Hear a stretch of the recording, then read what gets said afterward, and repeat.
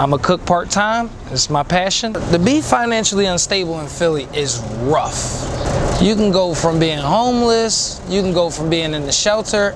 It's not many jobs out there for the people that need them. You know what I'm saying?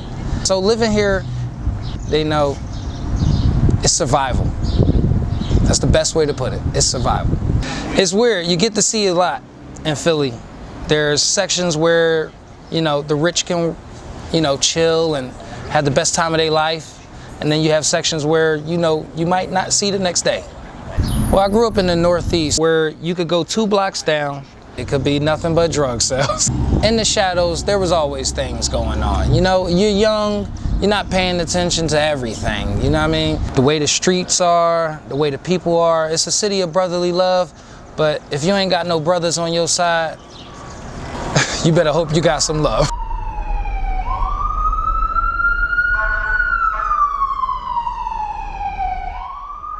So I seen my mom, at-home mom, struggling, trying to figure it out.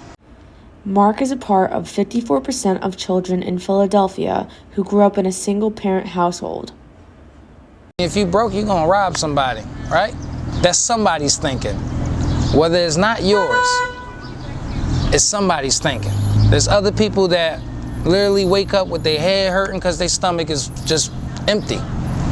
How many days can a person take that? I think one of the things we've seen is that wealth leads to wealth, and over again, this is getting compounded in this country, that if you've got money, you use that money to make more money. And if you have less, it's actually more expensive to be poor in this country than it is to be rich. So if you don't have much money, you are having to pay for things that are included for others. You have to pay for bank accounts. You have to pay for credit.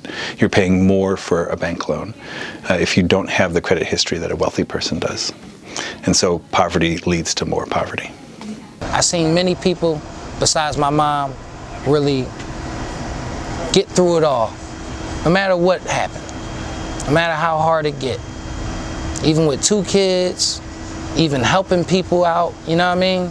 Even when you got 0 in your pocket, you still got a heart. And that's the type of character she was. So that makes the journey a lot harder. So for those people like that, man, just gotta keep going. Just gotta keep going. It teaches a lot of lessons, you know, because you grow up and, you know, you might think, oh, this guy is rich. You know, he got the fancy car, he might have a house. Later you learn that's just normal things. You know, as a kid, you might be like, that's what I'm striving for.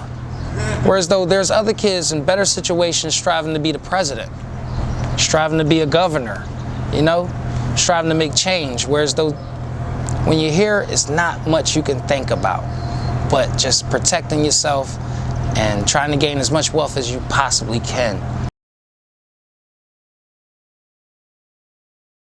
People that are in that highest wealth category, they're not generally earning a wage. They're not even on the income chart because their wealth is coming from investments, property ownership, owning a company or a business, entrepreneurial income, or other kind of royalties that are coming their way.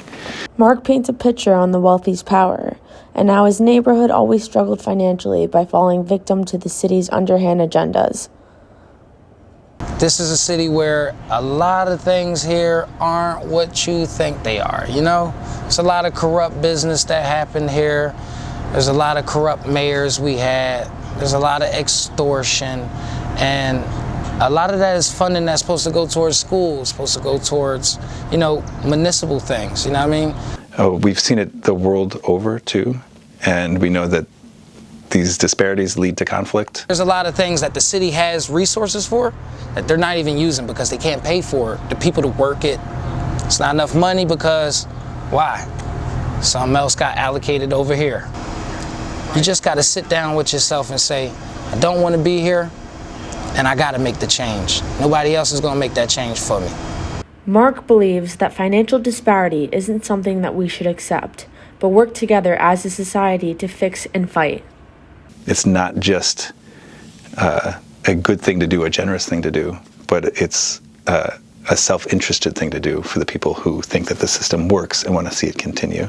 This is one of the flaws that doesn't fix itself. We have to pay attention to it and get it fixed.